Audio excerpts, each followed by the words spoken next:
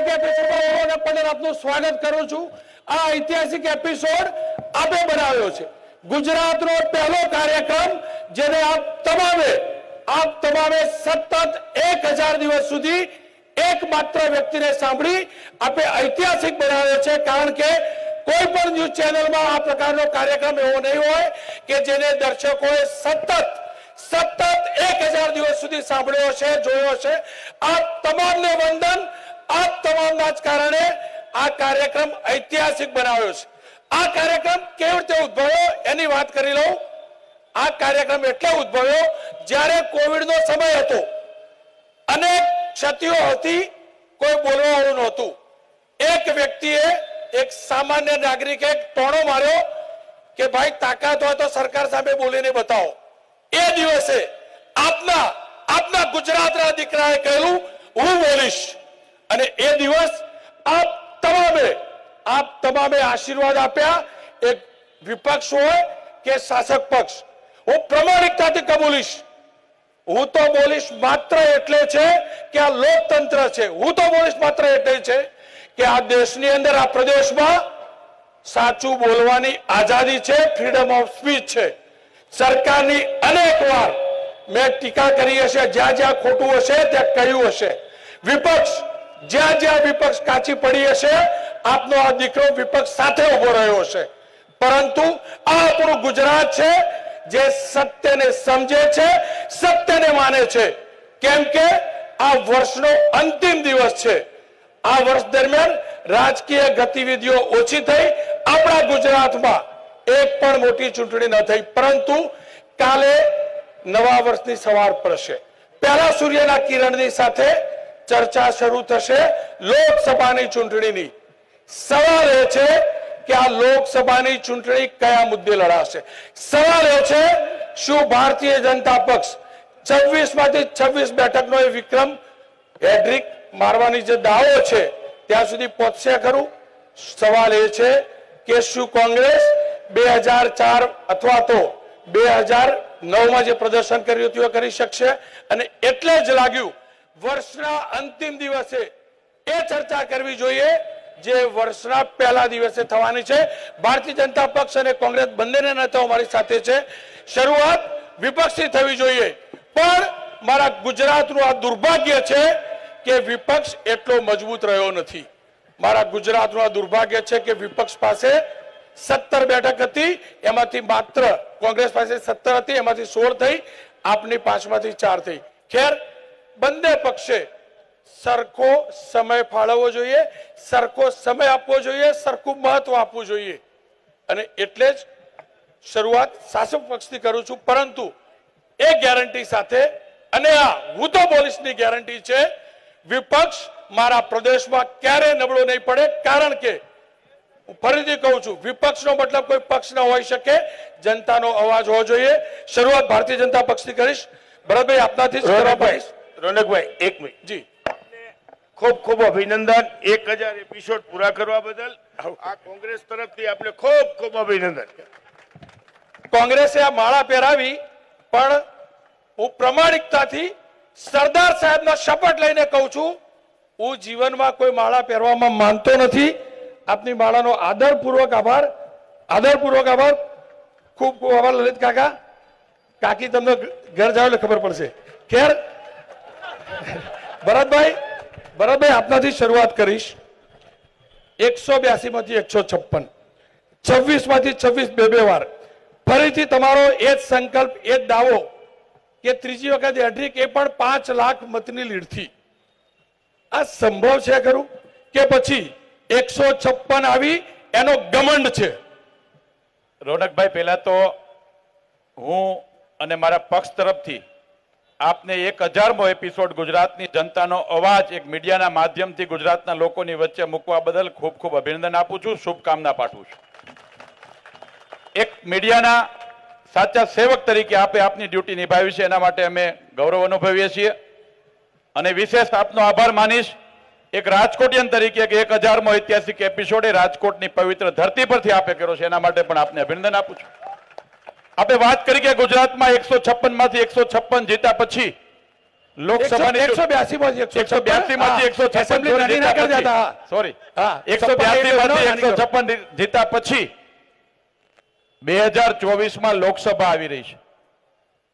હું એટલા માટે કહીશ કે દેશની આઝાદીની લડાઈમાં સરદાર વલ્લભભાઈ પટેલ, મહાત્મા ગાંધીજી અને બાબા સાહેબ આંબેડકર જેવા અનેક યોદ્ધાઓએ દેશને આઝાદ કર્યો. દેશની આઝાદીના 75 વર્ષમાં દુર્ભાગ્યપૂર્ણ રીતે એમનું સેવેલું સ્વપ્નો પૂરા ન થયા, પરંતુ એક ગુજરાતી, એક ગરીબ પરિવારનો દીકરો દેશનો વડાપ્રધાન 9 વર્ષ પહેલા બન્યો. એના કારણે સરદાર સાહેબનું અખંડ ભારતનું સ્વપ્ન પૂર્ણ કરવાનું કામ નરેન્દ્રભાઈની નેતૃત્વમાં ભારતીય જનતા પાર્ટીની સરકારે પૂર્ણ કર્યું. છેલ્લા 10 વર્ષમાં દેશના યુવાનોને આત્મવિશ્વાસ વધ્યો, દેશમાં એક નવી આશાનું કિરણ જાગ્યું. સમગ્ર વિશ્વની અંદર રોનકભાઈ એક યુદ્ધ જેવો માહોલ છે. એવા સમયે સમગ્ર વિશ્વની અંદર આશાનું કિરણ હોય તો એ હિન્દુસ્તાન છે. આ વાત હું નથી કહેતો, વિશ્વના અર્થશાસ્ત્રીઓ અમેરિકાની સંસદમાં એમ કહે છે next future will be India. હવે પછીનું ભવિષ્ય ભારતનું છે. અને એટલા માટે કે દેશના ગરીબોને ભારતનું ભવિષ્ય કે ભાજપનું ભવિષ્ય? ભારતનું ભવિષ્ય છે. એટલા માટે કે ભારતની અંદર દેશના વડાપ્રધાન નરેન્દ્રભાઈ મોદી છે અને દેશના લોકોને સૌનો સાથ, સૌનો વિકાસ, સૌનો પ્રયાસ અને સૌના વિશ્વાસના મંત્રથી મોદી ગેરંટી ઉપર એટલો બધો વિશ્વાસ જાગ્યો છે. એ 3 રાજ્યની ચૂંટણીમાં આપણે જોયું છે કે દેશના જનતાએ એ જાતિવાદ, જ્ઞાતિવાદ, વંશવાદની રાજનીતિને નેગેટિવ રીતે નકારી. જી, ફરીથી આવીશ આપની પાસે, ફરીથી આવું. લલિત કાકા, જુઓ, કાઠિયાવાડી ભાષામાં કહું તો બહુ બધો ગળો વાઢી લીધો. 17 ગળા રહ્યા, એમાંથી એક છેલ્લે લઈ ગયા. બીજા કેટલા જશે હું જાણતો નથી. આ સંજોગોમાં લલિતભાઈ તો ચૂંટણી લડ્યા ગઈ વખતે, મને લડ્યા હું નથી જાણતો. આ વખતે શું લલિત કાકાના જેવા 26 શહીદો તૈયાર થશે કોંગ્રેસમાંથી લડવા, કે પછી 26 એવા મૂર્તિયા ઉતરશે કે ના લડી લઈએ અને આ રેકોર્ડ ના થવા દઈએ? જો રોનકભાઈ, બહુ સારી રીતે હમણાં ભરતભાઈ બોગરાએ જે વાત કરી, એક તો અખંડ ભારત નરેન્દ્ર મોદી સાહેબનું સપનાથી સાકાર થઈ ગયું. એટલે હું તમે પીઓ કે લેવા ભારતમાં લાવશું થોડીક જ વાર છે. તમે ચાઇનામાંથી લેવા. આ કોંગ્રેસ છે સાહેબ, જેને રાતના 12 વાગે પાકિસ્તાનના 2 ભાગલા કરી દીધા હતા, એ ઇન્દિરા ગાંધી, એ આ કોંગ્રેસ છે. તમે તો માત્ર ભરતભાઈ વાતું કરો છો, વાતું. અને તમે માત્ર વાતું કરો. સવાલ એ છે કે રોનકભાઈ 156 ગુજરાતની પ્રજાએ દીધી, તોય ખરીદ વેચાણ સંઘ બંધ નથી થતો. કેમ પણ લીએ છે કેમ રોનકભાઈ? સવાલ એ નથી. મને તો કોઈ ખરીદતું નથી. મને ક્યારે ખરીદવાની જો રોનકભાઈ, કોઈ ખરીદતું નહીં. લો વેચાવ, કોઈ નહીં ખરીદતું. કેમ નહીં ખરીદતું? વેચાવ તમે ચૂંટણીમાં ચૂંટાવ પછી તમને ખરીદી લે. પત્રકારને બી ના ખરીદે. આ ભાજપ છે સાહેબ. આને તો ખરીદ વેચાણ સંઘ ચાલુ કર્યું છે. મારી વાત સાંભળો રોનકભાઈ, પેલા પૂરી કરો. 156 ગુજરાતની જનતાએ આપી, તેમ છતાંય આ ભારતીય જનતા પાર્ટી ગુજરાતમાં વિપક્ષનું રહેવા નથી દેવા માંગતી. સરમુખતાઈ શાસન કરવું છે, એના ભાગ રૂપે વિપક્ષ હોવો જ ન જોઈએ એવી માનસિકતા ધરાવી રહ્યો છે. અને હમણાં તમે જ કહો છો કે મારા ગુજરાતમાં વિપક્ષ નબળું ન પડવું જોઈએ. હું આપના માધ્યમથી કહું છું કે ગુજરાતની જનતા આ વિપક્ષને નબળું નહીં પડવા દે. આવતા દિવસોમાં તમે લખી રાખજો.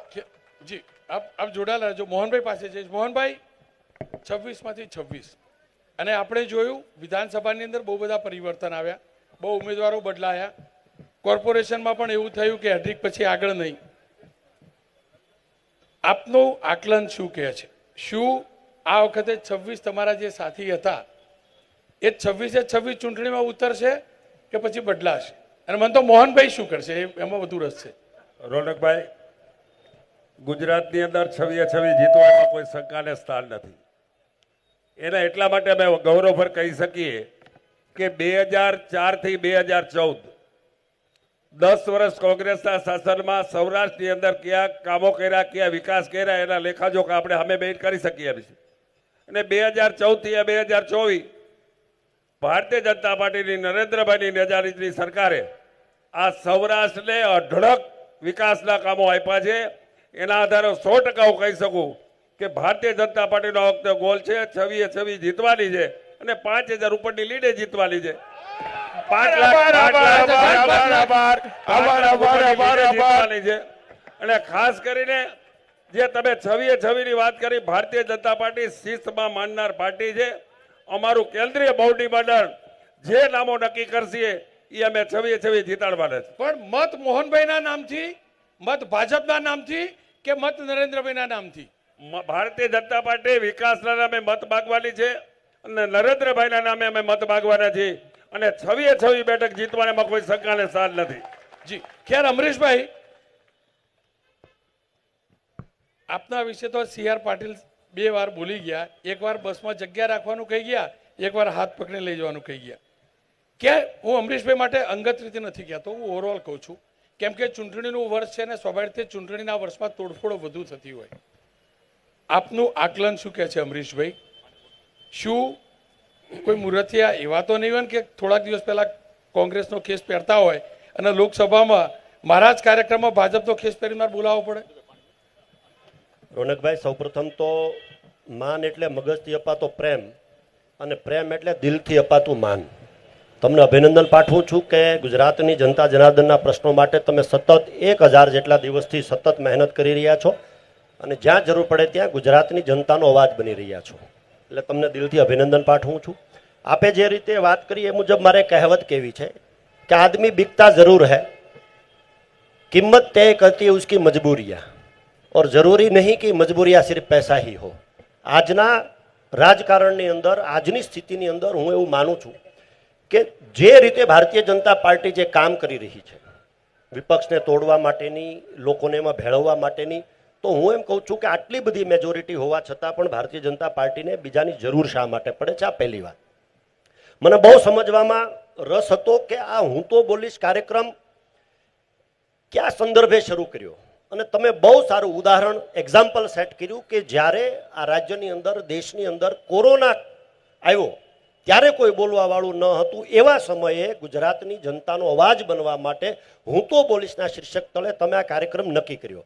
હવે હું આપને પૂછવા માંગુ છું કે આ દેશના પ્રધાનમંત્રીશ્રીએ જ્યારે કોરોના કપરા કાળની અંદર દેશના તમામ રાજ્યના મુખ્યમંત્રીશ્રીઓ સાથે બેઠક કરી અને રાજ્ય માટે અને દેશ માટે શું થઈ શકે એની ચર્ચા કરી, તો એ ચર્ચાની અંદર કયા રાજ્યનું ઉત્તમ ઉદાહરણ આ દેશના પ્રધાનમંત્રીશ્રીએ આપેલું કે આ રાજ્યને ફોલો કરો, આ રાજ્યની અંદર કોરોનાની સામે લડવા માટે સૌથી વધુ મહેનત અસરકારક રીતે કોઈ કરી હોય તો એ આ રાજ્ય છે અને મારી ભૂલ ન થતી હોય તો એ રાજ્ય રાજસ્થાન છે.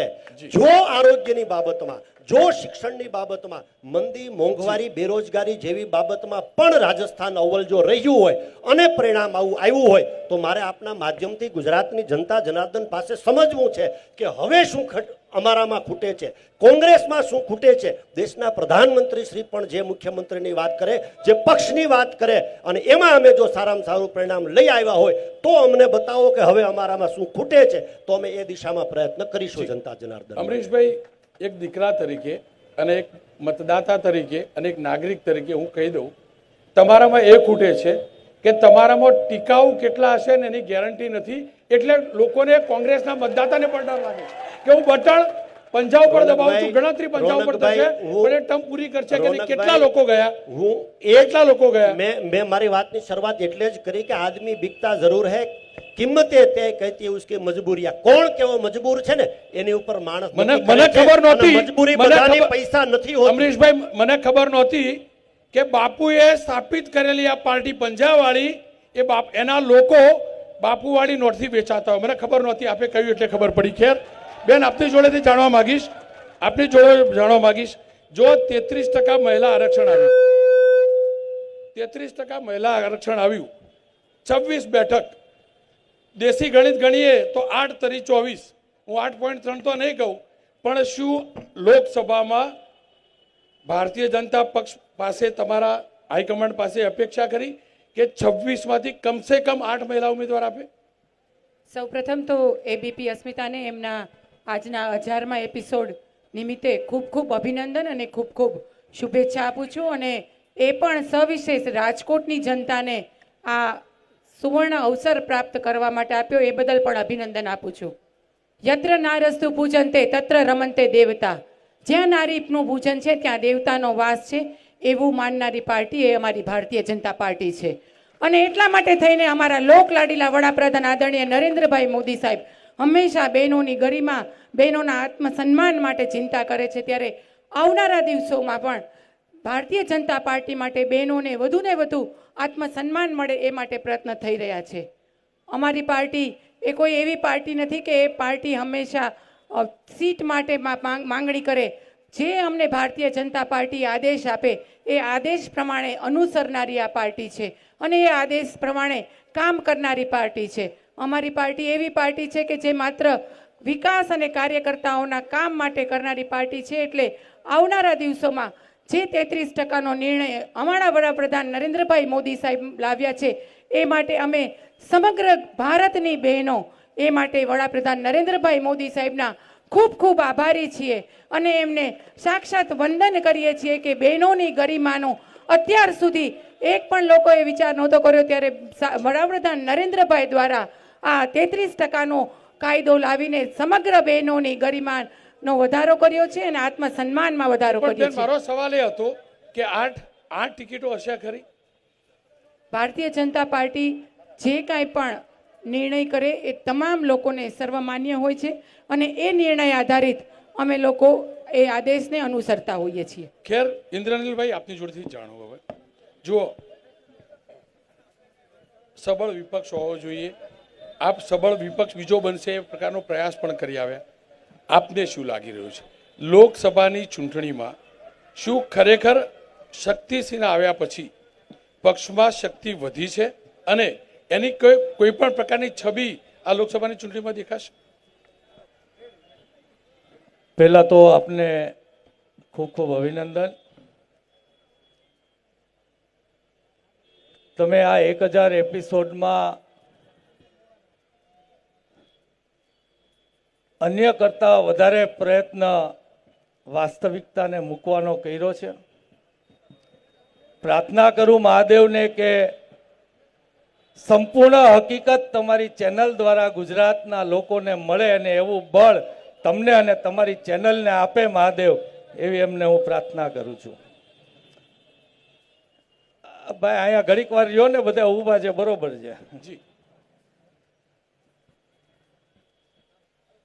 વિકાસની વાતો ઉપર મત લેવામાં આવે છે. મને કેટલી મિનિટ હશે એટલે એ પ્રમાણે આપ હું બોલો, પછી બીજા રાઉન્ડમાં ફરીથી લઈશ. વિકાસના નામે મત લેવામાં આવે છે ત્યારે આમ લોકોને ખબર નથી, કેમ કે એને તો જાહેરાતો જોવાની અને એના પરસેવાના પૈસાની જાહેરાતોથી જોઈને નક્કી કરવાનું. આજે હું એક સામાન્ય માણસને એક પ્રશ્ન પૂછવા માંગુ છું. તમારા સિમેન્ટ લોખંડના મકાન હોય, તમારા ઘરમાં ટીવી હોય, તમારા હાથમાં ટેલિફોન હોય, તમારી પાસે સારું સ્કૂટર હોય, તમારી પાસે સારી ગાડી હોય, તમારી પાસે કોમ્પ્યુટર હોય, તમારા ઘરમાં નળ આવતો હોય, તમારા ઘરમાં ઇલેક્ટ્રિસિટી આવતી હોય, તો આ બધું કામ કોનું કરેલું છે? આજે 33 વર્ષમાં જ્યારે અમારી કોંગ્રેસની સરકાર હતી, ગુજરાતનો હરેક ડેમ અને નર્મદા ડેમનું 90% કામ અને જે કેનાલો આજ સુધીમાં, ભાઈ શાંતિથી સાંભળશો, તમે બીજેપીમાં માનો છો? તમે હું કોંગ્રેસમાં એટલે એક મિનિટ એમને કહ્યું ના બોલે જ એટલે હું કોંગ્રેસમાં એટલા માટે છું કે મને કોંગ્રેસ વધારે પસંદ છે. હું લોકો માટે રાજકારણ કરી રહ્યો છું. એટલે નર્મદાનું 80 થી 90% કામ કોંગ્રેસના વખતમાં થયું અને આજ સુધીની બનેલી કેનાલોમાંથી 60% કેનાલો એ કોંગ્રેસના સમયમાં થઈ હતી, ભાજપ આવ્યા પછી નથી થઈ. મારી વાત આપણે જયનારાયણભાઈ વ્યાસ તમારામાં હતા, એને જઈને પૂછજો જે કોઈ ના પાડતા હોય. જી, મારી વાત એ છે કે વાસ્તવિકમાં એક સામાન્ય નાગરિક ઉદ્ભોગ કરી શકે એવું હરેક વિકાસનું કામ એ કોંગ્રેસનું કરેલ. તમે રોડ પોળા કર્યા, તમે 2 ગામમાં ક્યાંક વીજળી નહોતી પહોંચાડી, વીજળીનું ઉત્પાદન અમે કર્યું, એમાં તમે થોડુંક વધાર્યું, તમે નાનું મોટું કામ કર્યું, પણ અમે 33 વર્ષમાં કર્યું તો એની સામે 28 વર્ષમાં તમે કેટલું કર્યું? તમે રોડ પોળા કર્યા, એગ્રી, પણ એક ખાલી રોડ પોળા થયા, બાકીનું શું થયું? આ એક વાત છે. બીજી વાત, તમે એમ કહ્યું કે અહીંયા ચર્ચા પણ થઈ કે કોંગ્રેસના લોકો ભાજપમાં કેમ વયા જાય છે. તમે એટલી જ વાત કેમ કરો છો કે કેટલા ભાજપમાં ગયા? પેલા તો એ વાત છે કે ભાજપ એના બળથી ચૂંટાઈ શકતી નથી. અમારામાં કોઈ મજબૂત માણસ હોય એને મજબૂર કરીને લઈ જવો પડે છે, એ એની નબળાઈ છે. બિલકુલ. બીજી વાત કે તમે એવી વાત કરો છો કે અમારા કેટલા ગયા, તો એ વેઢે ગણી શકાય એટલા ગયા છે. પણ આજે ગુજરાતની જનતાએ એક વિચારવાની જરૂર છે કે અમે 27 વર્ષથી અમે લડી રહ્યા છીએ. લાખો અમે કોંગ્રેસીઓ એવા છીએ કે આ ભાજપના ડર સામે વેચાયેલા નથી. અમે લડી રહ્યા છીએ. ભાઈ ફરીથી આવીશ આપની જોડે. ઉદયભાઈ જુઓ, 2017માં 99 કમળ ખીલેલા, 2023માં 2022માં 156 કમળ ખીલ્યા, એટલે 156 કમળનો ઉદયભાઈ ઉદય થયો. પણ મારે એ જાણવું છે, જ્યારે 156 કમળ હતા તો આ તોડવાની જરૂર શું પડી? અને બીજું મારે એ જાણવું છે, એકદમ પ્રમાણિકતાથી કહીશ, એકદમ પ્રમાણિકતાથી આ રાજના દીકરા તરીકે મને શાસક વિપક્ષ પૈકી મહત્તમ ભારતીય જનતા પક્ષના ધારાસભ્યો આવીને મળ્યા હશે, એમને સરકારને લખેલા પત્રો બતાવ્યા હશે કે ભાઈ આ ટીવી ઉપર બતાવને, આ અધિકારીઓ નથી સાંભળતા. ઉદયભાઈ, આ રિયાલિટી છે. શું કારણ આટલી સશક્ત સરકાર હોવા છતાં પણ, આટલા ધારાસભ્યો હોવા છતાં પણ અધિકારીઓ ધારાસભ્યોનું નથી સાંભળતા? મને કોઈએ બ્લેમ કરવો હોય, કોર્ટમાં સરકાર કરી શકે છે. ઓછામાં ઓછા 15 ધારાસભ્યોના પત્રો છે મારી સાથે. મારી ફિતરત નથી કોઈનો ફોન રેકોર્ડ કરવાની, હું કરતો પણ નથી. પણ હું જેને પણ બિલીવ કરું છું એને દિલમાં રાખીને કહું છું કે હા, ગુજરાતની આ સ્થિતિ છે. ઉદયભાઈ, શું કારણ અધિકારી રાજ હાવી થઈ રહ્યું છે મારા ગુજરાતના જનપ્રતિનિધિ ઉપર? અહીંયા રામભાઈ દાખલો છે. લઈ લો. ખાસ કરીને પ્રથમ તો એબીપી અસ્મિતાનો સૌથી લોકપ્રિય કાર્યક્રમ હું તો બોલીશ એનો આજે 1000મો એપિસોડ છે. અને એના સંચાલક કે જેમને કોઈ ઓળખાણની જરૂર નથી અને જેમનો આદર્શ એકમાત્ર જો કોઈ હોય તો મને જ્યાં સુધી ખબર છે સરદાર પટેલ સાહેબ છે. એવા રોનકભાઈનો ખૂબ ખૂબ હૃદયપૂર્વક અભિનંદન આપું છું અને રાજકોટમાં આપનું સ્વાગત કરું છું. ખાસ કરીને આમ આદમીના અમારા કોંગ્રેસના ઇન્દ્રનીલભાઈ રાજ્યગુરુને આપણે પ્રશ્ન પૂછ્યો કે શક્તિસિંહજી આવ્યા પછી કોંગ્રેસ કેટલી શક્તિશાળી થઈ, પણ મને એટલી ખબર છે કોંગ્રેસ શક્તિશાળી નથી થઈ, પણ અમારા ઇન્દ્રનીલભાઈ જરૂર શક્તિશાળી થઈ ગયા છે. સારું ને? સાથે હવે આપણે જે પ્રશ્ન પૂછ્યોનો જવાબ આપો. તમે વ્યક્તિગત જ વાત કરી શકો, તમે લોકોની વાત કરી શકશો ખરા? લોકોની ધારાસભ્યના અધિકારી લોકોની જ વાત કરી છે. ખાસ કરીને અને અમારા ભાઈ લલિતભાઈ છે, પણ અમારા એમના મિસિસ ઈલાબેન અમારી સાથે 95માં ભાજપના પાછા કોર્પોરેટર વ્યક્તિગત તમારી પાસે વિકલ્પ જ નથી. તમે જે આક્ષેપો કરતા હતા કે અમારી પાસે લઈ જાવ છો, તો અમે આપેલા છે. આપણે ઉદયભાઈ પેલા અધિકારી વાળું ખાસ કરીને અધિકારી વાળી વાત કરું છું. ખાસ કરીને ગુજરાતની અંદર ભારતીય જનતા પાર્ટીની સરકાર આજે 27 વર્ષથી શાસન છે. આદરણીય નરેન્દ્રભાઈ મોદી સાહેબનું નેતૃત્વ આજે 20 વર્ષનું જે ગુજરાતનું મોડેલ હતું એના આધાર ઉપર આજે આખા દેશમાં આજે 9-10 વર્ષથી ભારતીય જનતા પાર્ટીનું આજે કેન્દ્રમાં ભારતીય જનતા પાર્ટીનું નરેન્દ્રભાઈ મોદી સાહેબનું શાસન છે. અને બીજા અલગ અલગ પછી આનંદીબેન હશે, વિજયભાઈ હશે, અત્યારે ભૂપેન્દ્રભાઈ પટેલ સાહેબ છે. ખાસ કરીને એક સિસ્ટમ ગુજરાતની અંદર જે ડેવલપમેન્ટની ઊભી કરવામાં આવી છે.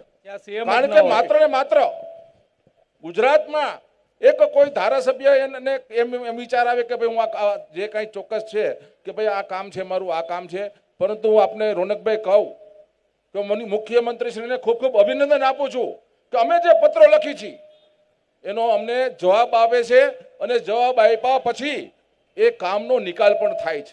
આજે 3 કરોડ ને 54 લાખ રૂપિયા જેવી રકમ મેં ખાલી પત્ર લખ્યો હોય કે આ કોઈ ગરીબ દર્દી છે એને મુખ્યમંત્રી રાહત ફંડમાંથી સહાય આપો.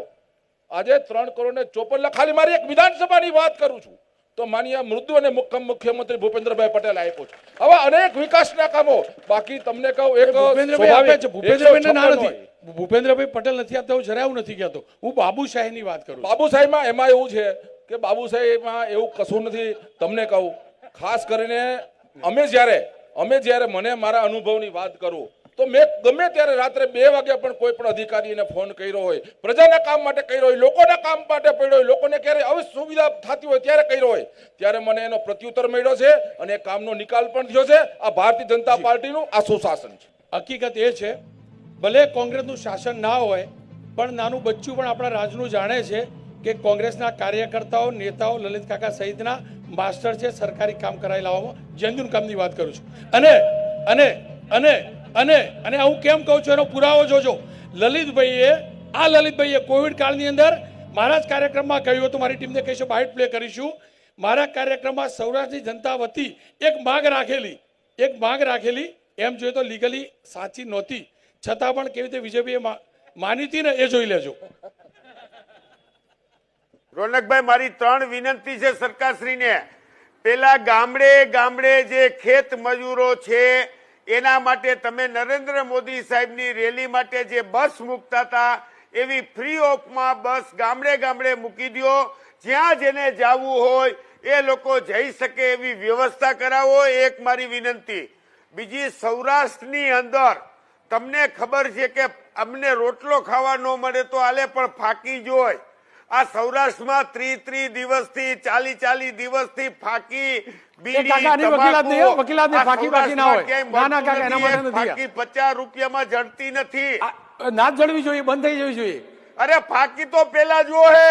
અરે આવું ના હોય કાકા, યાર તમાકુનો પ્રચાર ના થાય, ખોટી વાત. સાહેબ, વ્યસન દાદાગીરીથી ના મુકાય. તમે જાણો કાકા, જો આપણે સમજાવટથી મુકાય. વ્યસન જે ફાકીની છૂટ આપવામાં આવેલી એનું કોઈ કારણ હતું તો લલિતભાઈ કગતરા હતા. મને યાદ છે વિજયભાઈનો વિરામ વખતે ફોન આવેલો અને કહેલું કે આ ખરેખર તમાકુ ન ખાવી જોઈએ, પણ જે સ્થિતિ છે આ સંજોગોમાં આ છૂટ આપવી જરૂર છે. અને હું એ જ કહું છું, એટલે જ કહું છું, મારા ગુજરાતમાં આજે પણ લોકશાહી જીવંત છે એનું આ સૌથી મોટું ઉદાહરણ છે. ત્યારે સવાલ એ છે કે લોકસભાની ચૂંટણીનું વર્ષ શરૂ થશે, એ કેવું હશે. ભારતીય જનતા પક્ષ, કોંગ્રેસના બંનેના સૌરાષ્ટ્રના દિગ્ગજ નેતાઓ મારી સાથે છે. ભરતભાઈ, આપનાથી જાણવા માંગીશ, સંગઠન સરકાર વચ્ચેનું સંકલન કયા પ્રકારનું, અને બીજું બીજેપીની અંદર મહામંત્રીની પણ જગ્યા ખાલી, સચિવની પણ જગ્યા ખાલી, મંત્રીમંડળ પણ નાનું, બહુ બધી ચર્ચાઓ. તમે ગાંધીનગર જતા હશો, બહુ બધું. અમે તો અમદાવાદથી સાચા સમાચાર નહીં કાઢાવી શકતા. ખરેખર કંઈક ચાલી રહ્યું વાર્તા જ છે બધી. રોનકભાઈ, પહેલા તો મારે 2 વાતનો જવાબ દેવો છે. ભાઈ એવું કીધું કે અખંડ ભારતની વાત ભારતીય જનતા પાર્ટી કરે છે, એટલા માટે મારે કેવું છે કે કાશ્મીરમાં 370 ની કલમ સાહેબના શાસનમાં અખંડ ભારત થઈ ગયું એમ કીધું. મોદી સાહેબના શાસનમાં કાશ્મીરમાં કલમ 370 હટાવી અને દેશની જનતાને ઐતિહાસિક ચુકાદો આપ્યો છે. સુપ્રીમ કોર્ટે પણ કીધું હતું, અને તમારા દાદાઓએ નાખેલી કલમ હતી. તમારા 25 વર્ષના શાસનની અંદર દેશની અંદર ગુંડા રાજ, ભાગલાવાદી રાજ, દેશની અંદર 10 વર્ષ પહેલા યુપીએની સરકારમાં રોજ એક ભ્રષ્ટાચાર, એક ગોટાળો, અને તમારા વખતમાં વાત કરતા હતા ને, ગુજરાતના શહેરો ગુંડાઓના નામથી ઓળખાતા હતા. પોરબંદર કોના નામે ઓળખાતું હતું? અમદાવાદ લતીફના નામે ઓળખાતું હતું. આ બધી જ શાંતિ નહીં. એમણે જે વાત તમે ગુંડાઓને ભાજપમાં સામેલ કરી, ગુંડાઓને એમના ઘરે જઈને જવાબ ભારતીય જનતા પાર્ટીની સરકારે આપ્યો છે. અને વાત પીઓકે ની કરી હતી. હું ચૂંટણીમાં પોલીસને જ ગુંડી બનાવી દીધી છે, ગુંડી બનાવી દીધી છે કે 27 પોલીસને ગુંડી બનાવી દીધી છે. આજે ખૂન ખરાબા ઇન્દ્રનીલભાઈ, તમારી આજે ગુજરાત ખાસ કરીને રોનકભાઈ, એક મિનિટ, પોલીસ કર્મચારી માટે કોઈ જો કોંગ્રેસના મિત્રો આવું બોલે તો બહુ દુઃખની વાત છે. અરે પોલીસ એમ કહે છે કે અમને રોજગારને શહેરના પ્રમુખ બનાવી દીધા. તમારે ભાજપ પોલીસ એમ નારાજ છે તમારાથી કે તમે કામ નથી કરવા દેતા. આ પોલીસ પ્રજાનું રક્ષણ કરે છે અને પોલીસ માટે આવો શબ્દ વાપરો. અરે ભાઈ, તમારે પોલીસને આડી રાખવી છે, પોલીસ તમારાથી નારાજ છે. મિત્રો, પોલીસને કામ નથી કરવા દેતા. ઇન્દ્રભાઈ, એક સેકન્ડ. ભાઈ ભરતભાઈ મારા સવાલનો જવાબ આપી દો ને. રોનકભાઈ, ગુજરાતને એક મિનિટ, ખોટી વાત એક મિનિટ, કરવાનો રોનકભાઈ, મારી હાજરીમાં તો ઇન્દ્રભાઈ, શક્ય આ નહીં જ થવા દો. ઇન્દ્રભાઈ, આ ડિબેટનું ફોર્મેટ નથી. Please, માફ રોનકભાઈ, કરજો, તમારી જોડે એ ફોર્મેટ તમે માટે કહેજો. ગુજરાતને નહીં, તમે કહેજો. ગેરમાર્ગે તમે હંમેશા કહેજો, દોરવાનું ઇન્દ્રભાઈ, તમારા કામ સમય કરી કહેજો. રહેલા. ગેરમાર્ગે નરેન્દ્ર મોદીની જૂઠી એક સેકન્ડ, વાતો નહીં, નહીં, ઉપર નહીં, ચૂંટાવા નહીં, માંગતા એક સેકન્ડ, લોકો નહીં. બકવાસ ઇન્દ્રભાઈ, કરવાને આ નહીં નહીં, સાંભળવાનું. લોકોએ નક્કી કરવાનું હોય. ભાઈ આપણે એક સેકન્ડ તમને કોઈ લોકોનો અધિકાર નથી એ પણ ઉદયભાઈ, નક્કી કરવાનું. ઉદયભાઈ એક સેકન્ડ. ઉદયભાઈ પહેલામાં પહેલું સ્પષ્ટતા કરી દઉં. આ જ તકલીફ છે મારા ગુજરાતની. નેતાઓ માત્ર ને માત્ર રાજનીતિથી ઉપર નથી આવતા. સારી ડિબેટ જરૂરી છે, પ્રમાણિક ડિબેટ જરૂરી છે. ભરતભાઈ, મારો સીધો સવાલ છે અને હું એટલે જ કહું છું, હું બોલીશ ના, મેં એટલે જ આપ્યું છે, હું બોલીશ. હું એ જ બોલવાને પૂછવા માંગુ છું, શું સંગઠન અને સરકારમાં ફેરફાર લોકસભાની ચૂંટણી પહેલા થઈ રહ્યા છે? રોનકભાઈ, મેં બધાને શાંતિથી સાંભળ્યા હતા. મારા કોંગ્રેસના મિત્રોને પણ વિનંતી છે કે તમારી ડિબેટ્સ વખતે બધા તમારા પોતાની બધા વાત તમે કરે. સાંભળ્યા હતા. ઇન્દ્રનીલભાઈ, બધાને બોલતા આવડે છે, બધાની વાત અમે સાંભળી હતી. ભરતભાઈ, તો મહેરબાની કરીને ડિબેટ બધા પોતાની વાત કરે, સામેવાળાની કરવા કરતા. અરે ભાઈ, અમે કરીએ કેમ નહીં એક કરીએ? Second please. તમે 27 સેકન્ડ, વર્ષમાં ભરતભાઈ. તમે સત્તા ઉપર છો, તમે શું કર્યું ઇન્દ્રભાઈ, કયો? કઈ છે? અમારી વાત કરો મને. ઇન્દ્રભાઈ, માફ 570 કરજો. હટાવી એ જ વાત મને કરીએ. માફ કરજો ભરતભાઈ, આ ડિબેટનું ફોર્મેટ નથી. માફ કરજો પ્લીઝ. એક પછી એક તમે તમારું સ્ટેન્ડ મૂકી દો. મારી વાત બોલતો હોય ત્યારે સાંભળવું જોઈએ. મારી આટલી જ વાત નહીં, પતી ગઈ એ વાત. હવે પણ સંગઠન વાળો જવાબ આપી દો. છે. રોનકભાઈ, જી, ગુજરાતની જનતા અને દેશની જનતા ખૂબ સારી રીતે જાણે છે કોણ શું કામ કરે છે. હું અમારી સરકાર દ્વારા થયેલા કામોની જ વાત કરતો હતો અને ભારતીય જનતા પાર્ટી એક એવી પાર્ટી છે કે જ્યાં સંગઠનની કુખે સત્તાનો જન્મ થતો હોય છે. ભારતીય જનતા પાર્ટી એક શિસ્તબદ્ધ રીતે કામ કરતી પાર્ટી છે. સમગ્ર વિશ્વની અંદર હિન્દુસ્તાન જે રીતે નરેન્દ્રભાઈની વિદેશ નીતિના કારણે આજે ડેવલપ થયું છે, વિશ્વની અંદર લોકો વખાણ કરે છે. મારી વાત એટલી જ છે રોનકભાઈ તો જવાબ કે લેવા આવ્યો ભારતીય જનતા પાર્ટીનું સંગઠન અને સરકાર જી. એક સિક્કાની બે બાજુ જેવી રીતે કામ કરી રહી છે અને અમારા અનુશાસનની અંદર પાર્ટીના જે કોઈ નિર્ણય હોય એ સંગઠન અને સરકાર સાથે મળી કરી રહી છે. જી, જી. સંગઠન અને સરકારમાં જે કોઈ નાના મોટા ફેરફાર થતા હોય, પ્રદેશનું, અમારી ગુજરાતનું પાર્લામેન્ટરી બોર્ડ હોય, દેશનું પાર્લામેન્ટરી બોર્ડ હોય, એના માધ્યમથી થતા હોય છે, ત્યારે સ્વાભાવિક છે કે એક ફેરફારો હોય તો એ પ્રદેશ કરતું હોય છે. અમરીશભાઈ, કોંગ્રેસના સંગઠનમાં ખરેખર શું ચાલી રહ્યું છે લોકસભાની ચૂંટણીને લઈ? નહીં, બધી જ રાજકીય પાર્ટીઓ પોતપોતાની રીતે મહેનત કરતી હોય છે અને એ મુજબ કોંગ્રેસ પણ મહેનત કરી રહી છે. છતાં પણ કંઈ કચાશ હશે તો એમાં વધારે સારું શું થઈ શકે એ દિશામાં ચોક્કસ મહેનત કરીશું. પણ વાત એટલી છે કે રાજ્યની જનતા જનાર્દનનું ભલું ક્યાં થાય, આના માટેની મહત્વની વાત છે. અને જે રીતે ડિબેટમાં જે ચર્ચાઓ થઈ રહી છે, તો મારે ફરી વખત આપના માધ્યમથી રાજ્યની જનતા જનાર્દનનું ધ્યાન દોરવું છે કે સત્તા પક્ષ અને વિપક્ષ આ બધા જ લોકો જનતા જનાર્દનના પ્રશ્નોને વાચા આપવા માટેનું કામ કરી રહ્યા છે. જે સત્તા પક્ષ જે કામ કરી શકતું નથી અથવા તો સત્તા પક્ષની જે બાબતોની અંદર ધ્યાન પડતું નથી એ ધ્યાન દોરવાનું કામ વિરોધ પક્ષના લોકોનું છે. તો કોંગ્રેસ આમાં ચોક્કસ પ્રમાણે મહેનત કરે છે, પણ બધી જ રાજકીય પાર્ટીઓની વિચારધારા અલગ હોઈ શકે, પણ બધાનો ધ્યેય જે છે એ તો મારા રાજ્યનું ભલું કેમ થાય, મારા દેશનું ભલું કેમ થાય એ જ હોય છે. એટલે મને એવું લાગે છે કે ચોક્કસ પ્રમાણે જનતા જનાર્દે પણ આ બાબતે વિચારીને આગળ વધવું જોઈએ એવું મારું સ્પષ્ટ પ્રમાણે માનવું. મોહનભાઈ, પ્રમાણિકતાથી કહેજો, કારણ કે સૂત્ર ડબલ એન્જિનનું સરકાર. આ ડબલ એન્જિનનો ખરેખર ફાયદો થયો છે એટલે સૂત્ર છે કે ફાયદો મેળવવા માટેનું આ સૂત્ર છે? રોનકભાઈ, ડબલ એન્જિનની સરકાર એટલા માટે કહેવામાં આવી કે તમને સીધો સાધો દાખલો આપું કે સોનગરથી રાજકોટ લગીની રેલવેની ડબલ ટ્રેક કરવા માટેની કેન્દ્ર સરકારે મંજૂરી આપી. આ ડબલ ટ્રેકની સરકાર હતી એટલે જમીન સંબંધોનું કામ તાત્કાલિક પૂર્ણ થયું અને ડબલ ટ્રેક પણ રાજકોટ સુધીની પૂર્ણ થઈ ગઈ. દરેક પ્રશ્ન દાખલા તરીકે કોઈ પણ ઇસ્યુ હોય, કેન્દ્ર જ્યારે મંજૂરી આપતું હોય ત્યારે રાજ્ય સરકાર જો એની યારે ડબલ એન્જિનમાં જોડાયેલી હોય તો એમાં સહયોગ અને પૂરક બને તો જલ્દી કામ થાય. એક સીધો દાખલો આપી દઉં તમને કે જ્યારે 2014માં પહેલી વખત હું લોકસભાનો સભ્ય બન્યો, 1 નંબર વોર્ડના વિરોધ પક્ષના અમારા કોર્પોરેટરો અહીંયા બેઠા છે, પૂર્વ કોર્પોરેટરો, એને ખબર છે કે અગાઉની સરકારમાં ખાલી એક રેલ નગરનો અંડરબ્રિજ જેને આપણે કહી શકાય 8 વર્ષ લગી ભૂમિપૂજન કર્યા પછી નહોતો કરી શક્યા, અને અત્યારે અમારી 2014 પછી ભારતીય જનતા પાર્ટીની નરેન્દ્રભાઈની સરકાર આવી તો અમે અંડરપાસ પૂર્ણ કર્યો છે, એનો અમને ગૌરવ છે. નંબર 2, આ ડબલ એન્જિનની સરકાર એ કામ કરે કે રાજકોટની આખી પાણીની એક્સપ્રેસ લાઇનનું 100% કામ પૂર્ણ થઈ ગયું હતું 100 કરોડના ખર્ચે.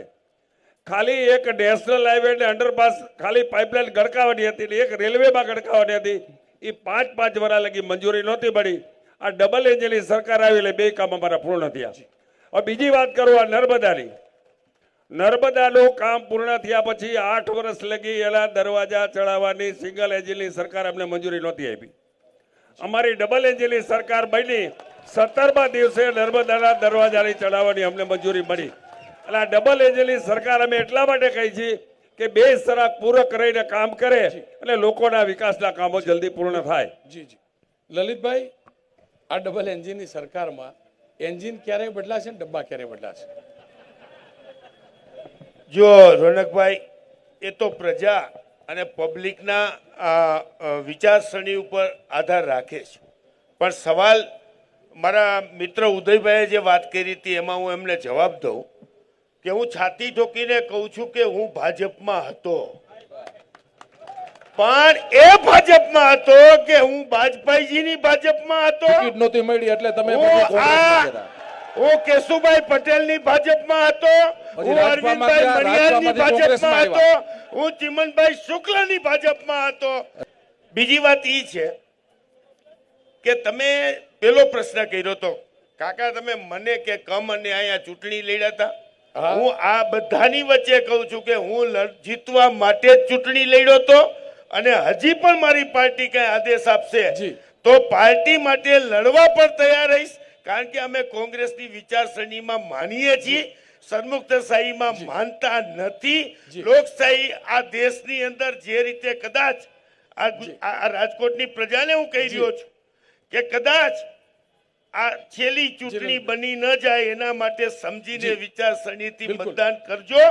નકર આ ભારતીય જનતા પાર્ટી લોકશાહીને ખતમ કરવા જઈ રહી છે, એમાં બે મત નથી. ખેર, એક હકીકત છે, હું ખોટો હતો. હું એવું માનતો હતો કે મારા લલિત કાકા રાજનેતા નથી. આજે મને ખબર પડી ગઈ લલિત કાકા રાજનેતા છે અને કાકીને પૂછ્યા વગર ચૂંટણી લડવાનું નિવેદન આપે છે. આ હકીકત છે. કાકા પ્રમાણિકતાથી કહેજો, સાચું કહેજો. નિવેદન કાકી ના પડશે. નહીં, એક સેકન્ડ ના જો, એ મારી એમની વાત છે. હું જાણું એ સ્થિતિ એટલે હું જાજુ નહીં બોલું અને બોલવું પણ ના જોઈએ.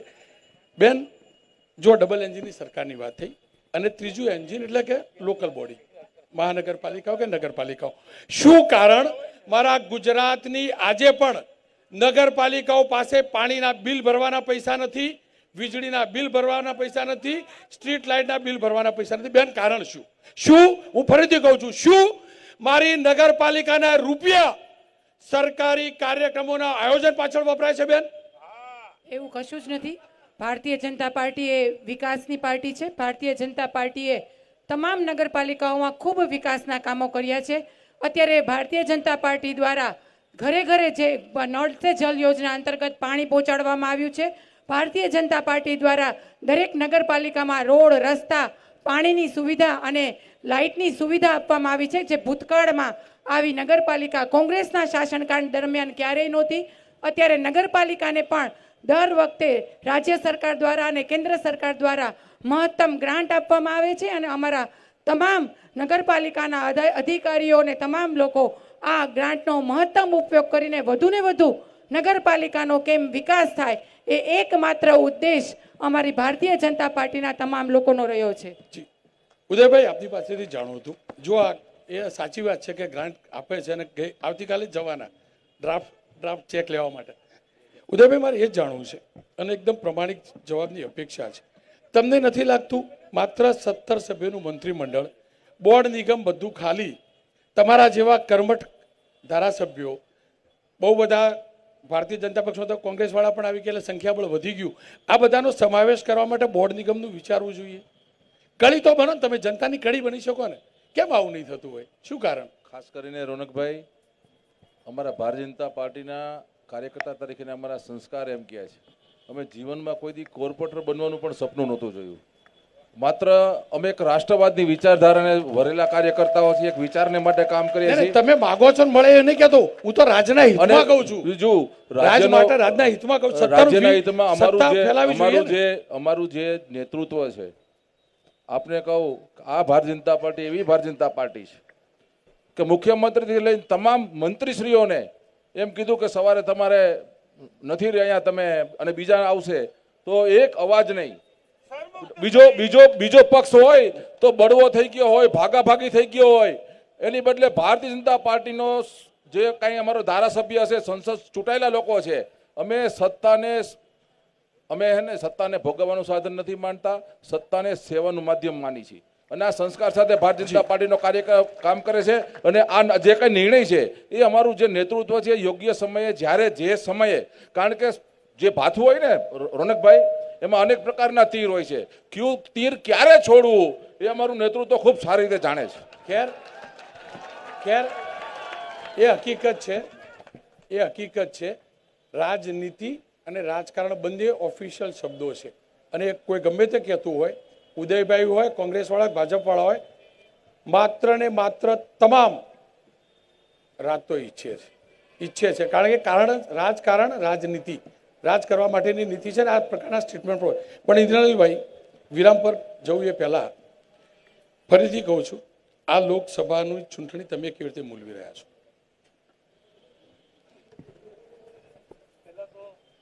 ચાલુ જ છે ભાઈ. ઇન્દ્રનીલભાઈ નું માઇક.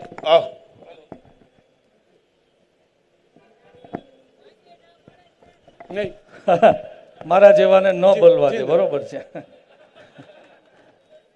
અને હું બોલીશ તો તમને પણ નહીં ગમે, એ પણ બરાબર છે. 3 સવાલો અહીંયા થયા, 3 જવાબો તમે પ્રશ્ન પૂછ્યા એના મળ્યા. મોહનભાઈએ કીધું કે ડબલ એન્જિનની સરકાર. મોહનભાઈ, મારે તમને જે તમે પ્રશ્નો ગણાવ્યા, ડબલ લાઇનની વાત જે કરી કે રેલવેની ડબલ એન્જિનની સરકાર હતી એટલે આવી, પણ ડબલ લાઇનની મંજૂરી કોંગ્રેસની સરકાર હતી ત્યારે થઈ ગઈ હતી. અને જો ત્યારે તમે ઈચ્છતા હોત કે મારી પૂરી કરું પછી એક સાંભળો તો ખરા આખી વાત કરી લો. એ ડબલ લાઇનની મંજૂરી કોંગ્રેસની સરકારમાં મળી ગઈ હતી. એ ડબલ લાઇન જો ગુજરાત રાજ્યમાં નરેન્દ્ર મોદીજીએ તેથી જમીન સંપાદન કરીને આપી દીધી હોત, જો 14 સુધી ગુજરાતની પ્રજાને, રાજકોટની ને સૌરાષ્ટ્રની પ્રજાને એ ડબલ એન્જિનની રાહ ન જોવી પડત. એ તમારો મતના સોદાનું રાજકારણ એ લોકહિતનું નથી. આજે હું કહેવા માંગુ છું. ભાઈએ કીધું, ઉદયભાઈ, કે અમે પક્ષને વરેલા છીએ. કાશ હું આઝાદ દેશના એક પ્રતિનિધિ પાસેથી એવું સાંભળત કે હું લોકોના મતથી ચૂંટાઉં છું, લોકોને વરેલો છું, મારા પક્ષને નહીં. પણ અમારો પક્ષ પેલું છે, અમારો પક્ષ પ્રજાને વરેલો છે અને મારો પ્રજા 27 વર્ષથી આશીર્વાદ આપે છે. ઉદયભાઈ એક સેકન્ડ. તમારો પક્ષ કમનસીબે તમે હવે વિધાનસભામાં બેસો છો, તમે પણ એ અનુભવતા હશો, હું પણ બેઠો હતો.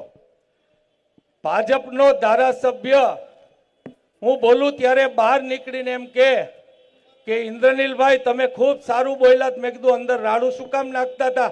તો કે એ તો અમારે નાખવી પડે ને.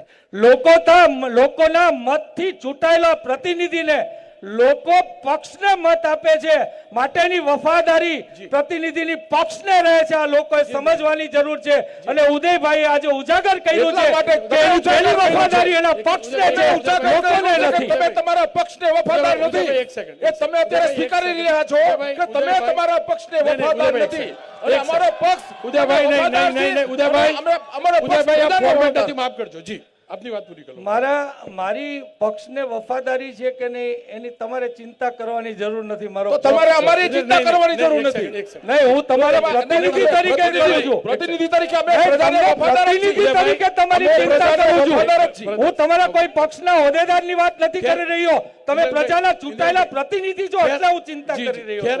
કેમ કે તમે મારા રાજકોટના પ્રતિનિધિ છો. વિરામ ઉપર જો એટલે હું ચિંતા કરું છું. એક છેલ્લી વાત કરી દઉં કે મારા પક્ષની ચિંતા તમે ન કરતા, મારો પક્ષ મારી ચિંતા કરશે અને મારા પક્ષની હું ચિંતા કરીશ. પણ હું આજે પણ કહું છું, તમારી જેમ નહીં, હું પેલા પ્રજાનો છું અને પછી મારા પક્ષનો છું.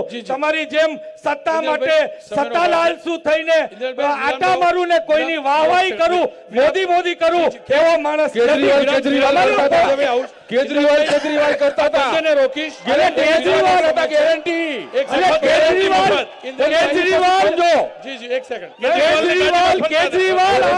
કેજરીવાલ ગુજરાત માટે બરોબર નહોતા તો એને લાત કરી ચૂક્યો છું, એ પણ તમારે યાદ રાખવું જોઈએ. 15 દિવસ પછી ઝાડુ મૂકીને પાછો કે પાછા હતા એક સેકન્ડ નારાબાજી કરજો આપ. કેજરીવાલ તમારી મદદમાં આવ્યા હતા એટલે એને મેં લાત મારી. લોકો માટે નહોતા એટલે નીકળી ગયો હતો. એ પણ વાસ્તવિકતા છે. તમારા માટે નહોતા એ વાત કરો. એક સેકન્ડ ઉદયભાઈ મોહનભાઈની વાત સાંભળી. ઉદયભાઈ, ખાસ કરીને હમણાં ઇન્દ્રનીલભાઈએ કીધું કે સુરનગર રાજકોટ ડબલ ટ્રેક કોંગ્રેસની સરકારમાં મંજૂર થઈ હતી. જો કોંગ્રેસની સરકારમાં એ મંજૂરી મળી હોય, બજેટની અંદર રૂપિયા ફાળવા હોય અને એનું ટેન્ડર મંજૂરી મળી એની વાત છે. પહેલા સાંભળો. તમે હવે ચેલેન્જ સાથે વાત કરજો. તમે ચેલેન્જ સાથે વાત કરજો. અને કુંવરજીભાઈ બાવળિયા પાસેથી કાગળિયા લઈ લો. કુંવરજીભાઈ બાવળિયાએ મંજૂર કરાવી હતી એ કાગળિયા આપીશ. મોહનભાઈ નહોતા બોલે. મોહનભાઈ હું સાહેબ ચેલેન્જ સાથે વાત કરું છું. આ મંજૂરી જો એમને આપી હોય, બજેટમાં રૂપિયા મંજૂર કર્યા હોય, નંબર 1. નંબર 2, ટેન્ડર બહાર પડે પછી જમીન સંપાદનની કાર્યવાહી થાય. આ બે કામ એને પૂર્ણ કર્યા તો અત્યારે રાજીનામું દેવા તૈયાર છે. ભારતીય જનતા પાર્ટીની નરેન્દ્રભાઈની સરકાર આવી બજેટમાં 1600 કરોડ રૂપિયા મંજૂર કર્યા. સત્યની કેટલી તાકાત છે. હું તો બોલીશ માટે રાજનેતાઓ શું વિચારે છે. હું તો બોલીશ.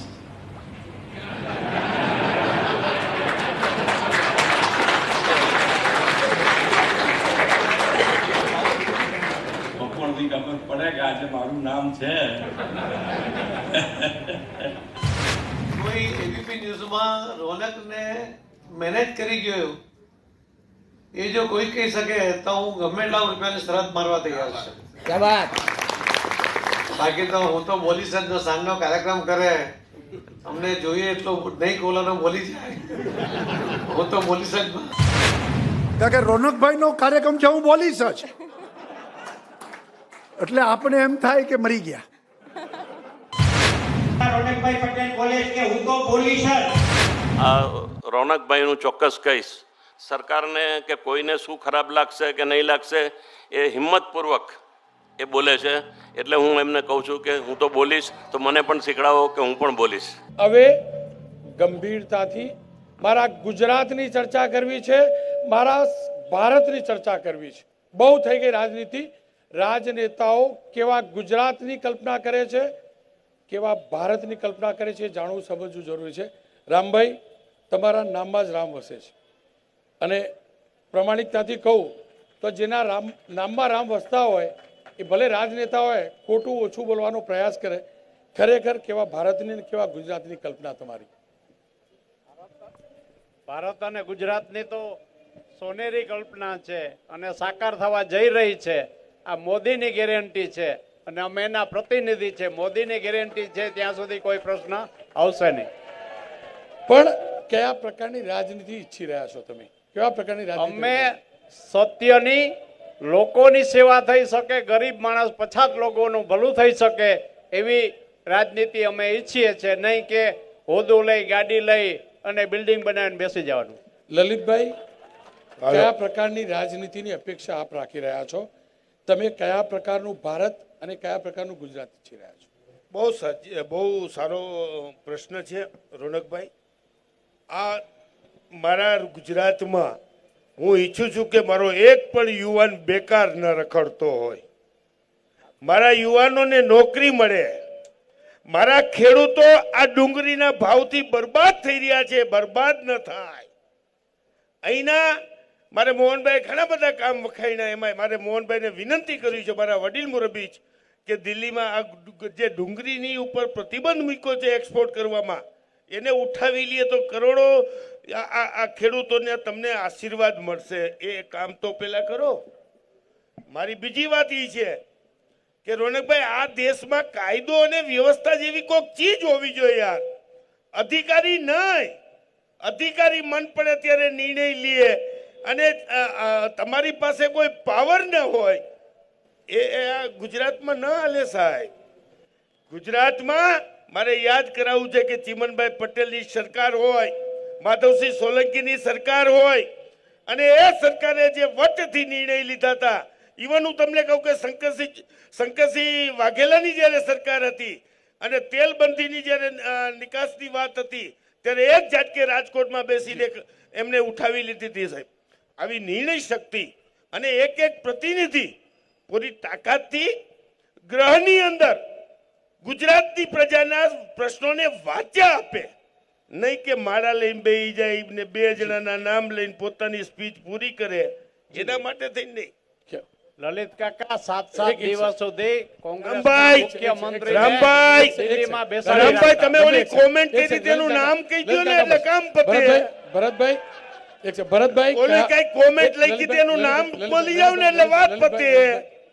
ભરતભાઈ કયા પ્રકારના ગુજરાતને આપ કલ્પી રહ્યા છો અને કયા પ્રકારનું ભારત આપ ઈચ્છી રહ્યા છો? રોનકભાઈ, આ દેશમાં જાતિવાદ, વંશવાદ, વિસ્તારવાદ, પ્રાંતવાદની રાજનીતિને દૂર કરીને પોલિટિક્સ વિથ પરફોર્મન્સ એ પ્રકારનું રાષ્ટ્રવાદનું રાજકારણ આવે.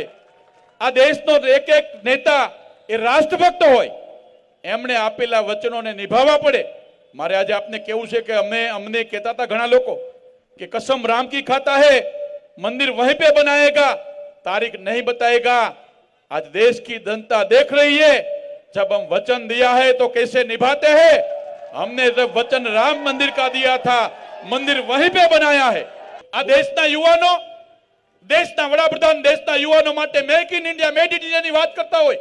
મારે આજે ગૌરવ સાથે કહેવું છે કે દેશના સાયન્ટિસ્ટોએ સમગ્ર વિશ્વની અંદર ચંદ્ર ઉપર પહેલું યાનનું ઉડાન સફળ થયું હોય તો એ દેશનું નામ છે ભારત. એના વડાપ્રધાન છે નરેન્દ્રભાઈ મોદી. આજે પણ ગઈકાલે રિપોર્ટ ડિક્લેર થયો કે દેશના યુવાનોએ નવા સંશોધનમાં પેટર્ન્સ ડિક્લેર કરી. 65% યુવાનો એકમાત્ર વિશ્વમાં હિન્દુસ્તાનના હતા. આ પ્રકારે દેશના યુવાનોને પ્રોત્સાહિત કરી અને જ્ઞાતિવાદ, જાતિવાદને ભ્રષ્ટાચારની રાજનીતિમાંથી બહાર નીકાળી અને દેશને નવી ઊંચાઈઓ પર લઈ જાવ છે. ભારતને વિશ્વની મહાસત્તા બનાવી છે. અને મોદીની ગેરંટી છે કે આવતી ટર્મમાં 3જા નંબરની ઇકોનોમી ભારત બને. એ પ્રકારે વિશ્વની અર્થતંત્રમાં, ભારતની વિદેશી રાજનીતિમાં પણ હિન્દુસ્તાન આગળ વધે. એ પ્રકારનો દેશના લોકો ચાહી રહ્યા છે. દેશના લોકોને એના માટે આત્મવિશ્વાસ આવી ગયો છે. બેન, આપ કયા પ્રકારનું ગુજરાત અને કયા પ્રકારનું ભારત ઈચ્છી રહ્યા છો? ભારતીય જનતા પાર્ટી એ હંમેશા રાષ્ટ્રવાદને વરેલી પાર્ટી છે. વ્યક્તિ સે બડા દલ, દલ સે બડા દેશ, એને વરેલી આ પાર્ટી છે. અને માત્ર ને માત્ર સેવા, સુશાસન અને ગરીબ કલ્યાણના મંત્ર પર ચાલનારી આ પાર્ટી છે. માત્ર ને માત્ર વિકાસના કામ કરનારી આ પાર્ટી છે. અને આવનારા દિવસોમાં પણ ભારતીય જનતા પાર્ટીની માધ્યમથી 2047માં આપણા લોકલાડીલા વડાપ્રધાન નરેન્દ્રભાઈ મોદી સાહેબ દ્વારા ભારતને વિકસિત ભારતના મંત્ર સાથે અત્યારથી જ ભારતને દેશની 3જા નંબરની અર્થવ્યવસ્થા બનાવવા માટે થઈને, સર્વોપરી બનાવવા માટે થઈને ભારતીય જનતા પાર્ટી દ્વારા ન કોઈ જાતિવાદ, ન કોઈ વંશવાદ, ન કોઈ તુષ્ટિકરણ, એનાથી બધાથી પર થઈને માત્ર ને માત્ર ગરીબ કલ્યાણ અને ગરીબ કલ્યાણને માટે થઈને પણ સમગ્ર રાષ્ટ્રને ઉચ્ચતર પ્રગતિ અપાવવા માટે થઈને કામ કરનારી આ પાર્ટી છે. ત્યારે આવનારા દિવસોમાં પણ આ એકમાત્ર મંત્ર રહેશે. મોદીની ગેરંટી છે કે દરેક ભારતીયોનું ઉત્થાન કરવું એ મોદીની ગેરંટી છે. ઇન્દ્રનીલભાઈ, આપ કયા પ્રકારનું રાજનીતિ ઈચ્છી રહ્યા છો? કયા પ્રકારનો દેશ, આપણા દેશને કઈ દિશામાં જતો જોવા ઈચ્છો છો અને ગુજરાતને ક્યાં જોવા માંગો છો? તમારો પ્રશ્ન ખૂબ સારો છે, ઊંડાણપૂર્વકનો છે અને એનો જવાબ પણ રાજકીય હિતથી ઉપરનો હોવો જોઈએ એવું હું માનું છું. હું એવું ઈચ્છું કે આ દેશના માલિક લોકો છે, કોઈ પણ પક્ષ હોય કે કોઈ પણ પક્ષનો વડા હોય, એ આ દેશનો કે રાજ્યનો મેનેજર છે. અને હું એવું ઈચ્છું કે માલિક માગે એ મેનેજરે કરવું પડે. હવે જ્યારે માલિકને સમજણ કેળવવાની મહાદેવને પ્રાર્થના કરું કે આપણા આઝાદ દેશમાં આપણા હાથમાં લોકશાહી આવી છે, લોકશાહી દેશમાં લોકો જાગૃત થાય, એની સત્તા સમજે કે એની સામૂહિક માનસિકતા એ શું માગે છે એ પીરસવાની જવાબદારી એ કોઈ પણ રાજકીય પક્ષની કે નેતાની હોય છે. ત્યારે હું ઈચ્છું કે ગુજરાતનો અને દેશનો નાગરિક જાગૃત થાય અને એને શું માગણી અને શું લાગણી એની વ્યક્ત કરે છે એની સમજણ કેળવાય એવી હું પ્રાર્થના કરું છું. અને એવી સમજણ જ્યારે કેળવાય છે, તમને કહી દઉં કે તમે જે માગો એ જ મળે છે. આજે દેશ એમ કે મારી જ્ઞાતિનો મને પ્રતિનિધિ જોઈ એટલે કોઈ પણ પક્ષ એવો ઉમેદવાર આપે છે. આજે દેશ એમ કે અમારે રામ મંદિર જોઈ તો ત્યાં રામ મંદિર બની જાય છે. કોઈ દેશ થેન્ક યુ ઇન્દ્રનીલભાઈ, બનાવી મને વાત પૂરી કરવા દો. કોઈ એમ કે કાશ્મીરની 370 ની કલમ હટવી જોઈએ. હવે એ શું કામ હતી શું નહીં એનો સમય નથી, ચર્ચા નથી કરવી, પણ એ હટી જાય. આનો મતલબ એ થાય છે કે કોઈ પણ મહામાનવ નથી, એ માનવી છે. એ દેશના લોકોની લાગણીને એને માનવી પડે છે. ત્યારે હું આપ સૌને લોકોને આ આઝાદ ગુજરાતમાં, આઝાદ દેશમાં લોકોને એક લાગણી કેળવવાનું હું કહી રહ્યો છું કે આ દેશ એક હતો, આઝાદ થયો, આ દેશ એક હતો એટલે આટલો વિકસિત થયો. અને ત્યારે હું તમને કહું છું કે માગો તો મોંઘવારી સામેની લડાઈ માગો, તમે માગો તો તમે યુવાનોની નોકરી માગો. તમે માગવામાં ભૂલ કરો છો, તમારી લાગણીનો દુરુપયોગ એ રામ મંદિરના જે રામ મારામાં ખરેખર વસે છે અને એના મોઢે બોલાય છે એ રામને, એ મારા મહાદેવને હું પૂજું છું. મને એ હિન્દુત્વ પસંદ છે કે જે હિન્દુત્વએ મને સ્વીકાર્યું કીધું છે કે હરેક નાત જાત નું સન્માન હોવું જોઈએ. કોઈ પણ ધર્મ એ માણસાઈ શીખવાડે છે, એની બદલે આજે દેશને જુદી દિશા. અને મોદી મોદી મોદી તમારી વાતને લઈને કોક વાર મત માંગવા તો જાઓ અને સાચા પ્રતિનિધિ તો બની બતાવો. ખેર અમરીશભાઈ, આપ કેવું હિન્દુસ્તાન જોવા ઈચ્છો છો, કેવું ગુજરાત જોવા ઈચ્છો છો? રોનકભાઈ, તમારો આ પ્રશ્ન કોઈ પણ રાષ્ટ્રપ્રેમી વ્યક્તિ માટે રૂવાડા ઊભા કરનાર પ્રશ્ન છે. આ દેશ 150 થી 200 વર્ષ જેટલો સમય જ્યારે અંગ્રેજોની ગુલામીમાં રહ્યો ત્યારે આ દેશને આઝાદી અપાવવા માટે 18 વર્ષના નવલહિયા યુવાનથી લઈને 65 વર્ષના વડીલે મહેનત કરી છે, પોતાના પ્રાણની આહુતિ આપી છે, બલિદાન આપ્યું છે. અને ત્યારે એની પરિકલ્પના કેવી છે, હું આપના માધ્યમથી ગુજરાતની જનતા જનાર્દનને ખાસ કરીને યુવાનોને વિનંતી કરું છું કે જે મહાપુરુષોએ બલિદાનો આપ્યા છે એની આત્મકથાઓ વાંચશો ત્યારે ખ્યાલ આવે છે કે એ લોકો કેવું ઈચ્છતા હતા. અને છતાં પણ જો તમે પૂછતા હોય તો 2 જ ઉદાહરણ હું આપવા ઈચ્છું છું. જ્યારે આ દેશ આઝાદ થયો ત્યારે મારી ભૂલ ન થતી હોય તો કોંગ્રેસ સત્તા સ્થાને બેઠી. કોંગ્રેસની વિરુદ્ધમાં જે લોકો ચૂંટાઈને આવ્યા હતા એવા કદાચ શ્યામા પ્રસાદ મુખર્જી હતા, તો એને પણ જે તે સરકારે પોતાની સરકારમાં મંત્રી તરીકે સમાવિષ્ટ કરી અને દેશની ધુરા સંભાળવા માટે એને યોગદાન મળે એટલા માટેની મહેનત કરી હતી.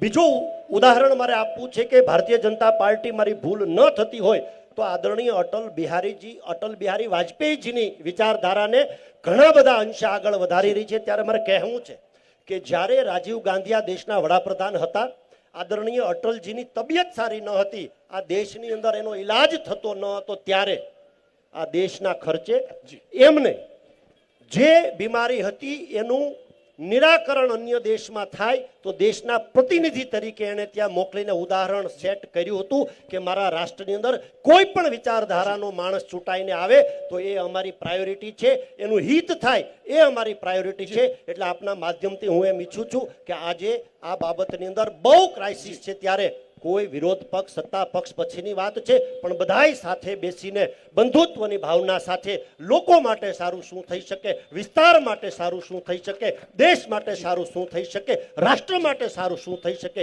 એ બાબતમાં આગળ વધે તો આવનારી પેઢી મને તમને યોગ્ય રીતે યાદ કરશે.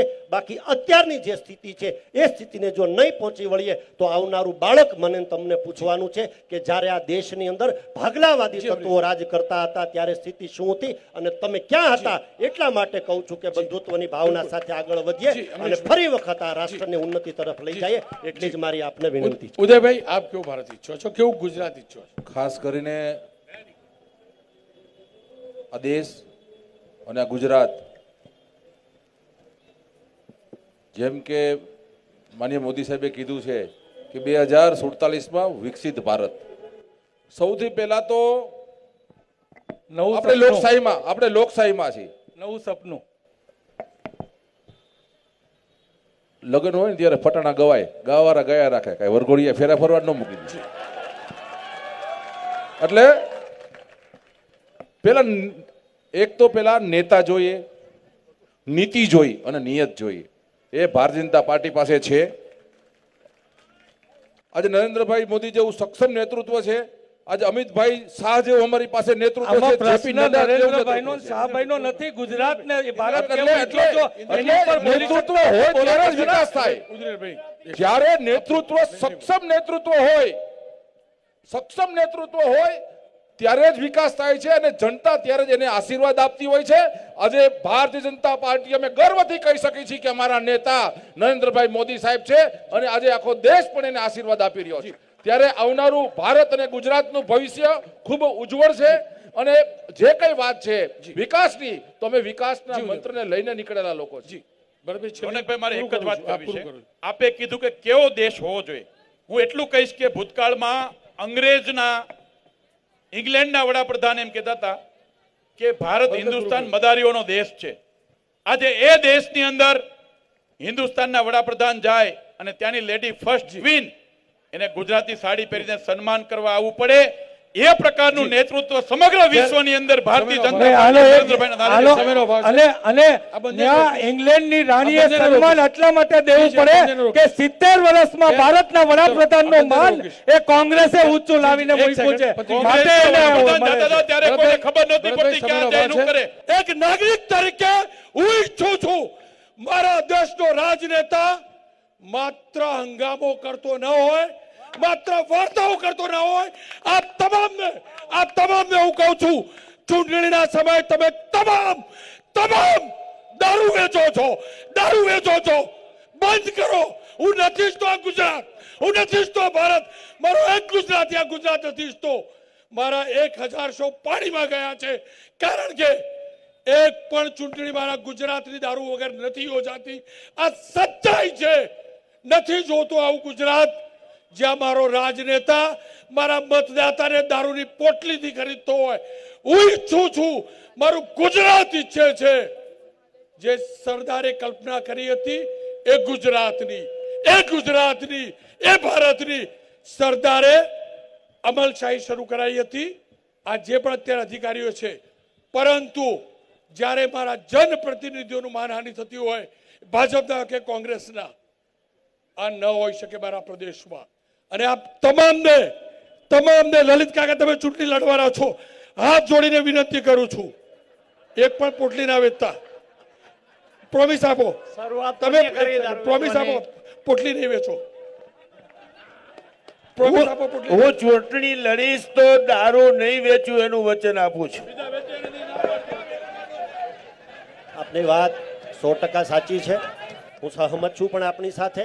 પણ સામે એટલી પણ અપેક્ષા છે કે જનતા જનાર્દન પણ નિર્ણય કરે કે અમે જે દારૂની પોટલી આપવા આવશે એની વિરુદ્ધમાં મતદાન કરશું, તો આ 100% બંધ થશે. રૂપિયા નહીં વેચો, મતદાતાને બૂથ ઉપર બેસાડવા. કમનસીબી છે કે લોકો આ બધું ઈચ્છતા હોય છે. એટલે પહેલા તો હું બધાને, લોકોને વિનંતી કરીશ કે તમારો મત સમજણથી આપતો, વેચાતા ન આપો. અને ભાઈ અમારી બીજી, રોનકભાઈ, અમારી રૂપિયાથી કે પોટલી વેચવાથી આ ભાજપના ભ્રષ્ટ પૈસાથી પહોંચી શકાય એવી અમારી ઉદયભાઈ, ઉદયભાઈ, અમારે તો લાગણીના અને લોકોના કામના મત જોઈએ છે. એ લોકો આપે એવી અમે અરજી કરી. 2019માં ભારતીય જનતા પક્ષનો એક પણ ઉમેદવાર દારૂ વેચતો છે, ધ્યાનમાં આવશે તો તમે પોલીસને ફોન કરશો. ખાસ કરીને ભારતીય જનતા પાર્ટીનો કોઈ પણ કાર્યકર્તા હોય કે કોઈ ઉમેદવાર હોય, અમે કોઈ દિવસ આ પ્રકારનો મતની રાજનીતિ માટે અમે કોઈ દિવસ દારૂ વેચ્યો આટલો નથી. બધો દમ નહીં, એ અમારા સંસ્કાર નથી. આ કલ્ચર કોંગ્રેસનું કલ્ચર છે દારૂ વેચવાનું. આ ભારતીય જનતા પાર્ટીનું કલ્ચર નથી રહ્યું. તમે ક્યાં વેચો છો? મૂકો ને યાર. મારા વિસ્તારની અંદર, આ તો દંભની મારા વાત વિસ્તારની છે. અંદર કોઈ પણ અત્યાર સુધીમાં એમ કહીએ કે ભારતીય જનતા પાર્ટીના લોકોએ દારૂ વેચ્યો છે, તો હું અત્યારે તમે જે કયો એ સજા અમે ભોગવવા તૈયાર છીએ. ચલો 1 મિનિટ. આ દમ કરે એમાં ગરમ થઈ જવાશે. એક સેકન્ડ. અરે ગુજરાતમાં આજે દારૂ મળી રહ્યો છે. અરે કોંગ્રેસ લોકો લઈને વેચે છે, વાત કરો તો એ સત્તા ઉપર તમે છો ને, તમે ગુજરાતને એટલો દારૂ પૂરો પાડો છો. બરાબર, કોંગ્રેસ તમને તકલીફ છે દારૂ નહીં વેચો? વ્યક્તિગત ના બોલવું તમે દારૂ નહીં વેચો એ નક્કી? અમે દારૂ નહીં વેચીએ અને વેચવા દેશું પણ નહીં.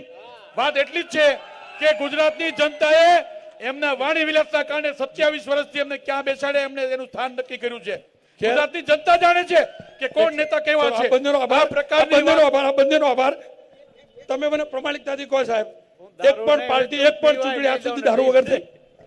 સાહેબ જો ખોટું બોલીએ ને તો કાળા કૌવા કાટી જાય. આખા ગુજરાતને ખબર છે કોણ કેવું છે. એટલે હવે ખરેખર તો એવું છે કે આ મોબાઈલ ઇન્ટરનેટના યુગમાં જૂઠું ન બોલે ને એને મત આપવો જોઈએ. આટલું કરો, દારૂ તો ઠીક. આપ શું કરો દિલીપભાઈ, તમારો શું અનુભવ રહ્યો? અને તમે કઈ બહુ દુઃખની વાત છે, ન થવું જોઈએ, પણ હવે તો ગિફ્ટ સિટી આખી તૈયાર થઈ ગઈ છે, તો હવે શું થશે આગળ એવી મને. આપ શું મારો દારૂ વેચાય, પૈસા વેચાય કે નહીં? વેચાય જ છે, એમાં કોઈ પણ રાજકીય પક્ષ બાકાત નથી અને ન જ વેચાવવું જોઈએ. અને ખરેખર તો વેચવા આવનારાને મત ન આપવો જોઈએ પ્રજાએ, કારણ કે એ વેચીને આપણે આત્મહત્યા કરી રહ્યા છીએ લોકશાહીની. યાર આપ તમામનો ખૂબ ખૂબ આભાર. મારો પ્રયાસ હતો જે રાજનીતિ થઈ રહી છે એ સચ્ચાઈને સામે લાવવા માટે. હું તો બોલીશનો આ કાર્યક્રમ જ્યારથી ચાલુ થયો ત્યારથી એબીપી અસ્મિતાનો કદાચ આ કાર્યક્રમનો ચહેરો આપનો રોનક હશે, પરંતુ હકીકત એ છે એબીપી અસ્મિતાની ટીમ, એ અંજલિ હોય કે તેજપાલ, આ લોકો હોય કે ગેસ્ટ કોઓર્ડિનેશન, તમામે મહેનત કરી છે. અનેકવાર મારાથી ભૂલો પણ થઈ હશે, આપ તમામે મને માફ પણ કર્યો હશે, પણ હું તમને ગેરંટી આપું છું 2024નું એબીપી અસ્મિતાની કવરેજની લાઈન પણ આ જશે. જ્યાં દારૂ કે રૂપિયા વેચાશે અમે પહોંચીશું. અમને ભરોસો છે એક પણ પાર્ટીનો રાજનેતા અમને નહીં જાણ કરે. તમામ લોકો વેચશે, પણ એ વેચશે તો ડંકાની ચોટ ઉપર તમારો આ દીકરો એ તમામ નેતાઓના દેશી ભાષામાં કહું કપડા ઉતારશે. આપનો ખૂબ ખૂબ આભાર.